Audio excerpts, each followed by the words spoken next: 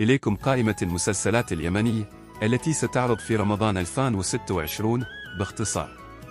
مع اقتراب شهر رمضان المبارك، بدأت ملامح السباق الرمضاني تتضح، واليوم نكشف لكم أسماء المسلسلات وأبرز أبطال الأعمال ومخرجين المسلسلات والقنوات الناقلة للمسلسلات.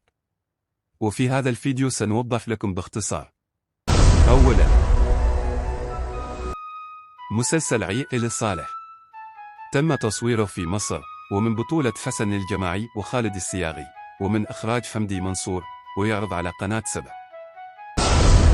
ثانياً، مسلسل لصوص العمارة من بطولة صلاح الوافي وآدم سيف وسالي حمادة، ومن إخراج زين العابدين أبلان، وسيعرض على قناة يمن شباب.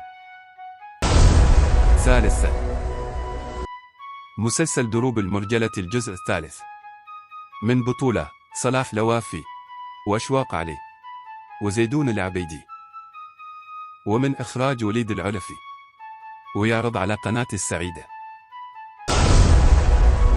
رابعاً، هناك عمل خليجي سيشارك فيه بعض من نجوم الدراما اليمنية، ومنهم حسن الجماعي وصالح العولقي ومسار محمد وغيرهم من النجوم اليمنية، ومن إخراج ياسر الظاهري.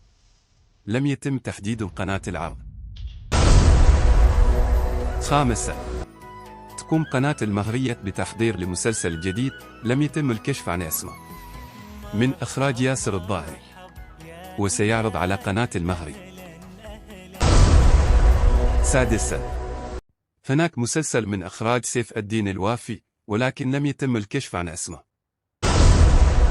سابعاً، مسلسل يجمع النجمين نبيل الآنسي وعبد الله يحيى إبراهيم، من إخراج محمد فاروق. كان من المفترض أن يعرض على قناة بلقيس، ولكن بعد قرار إيقاف القناة سيتم عرضه على قناة أخرى. ثامناً، مسلسل الفنان محمد الأموي لم يتم الكشف عنه. تاسعاً، الفنان محمد قحطان لم يتم الكشف عن مشاركته في أي مسلسل إلى الآن. عاشراً وأخيراً، هناك بديل لمسلسل أوا الذي حقق رواجاً في العام الماضي، ومن بطولة طارق السفياني وسلطان الجعدبي، ومن إخراج عبد الرحمن دلا، وسيعرض على قناة العرض الأول. وفي نهاية الفيديو لا تنسى الإعجاب بالفيديو والاشتراك في القناة مع تفعيل زر التنبيهات ليصلكم كل جديد، ودمتم في رعاية الله.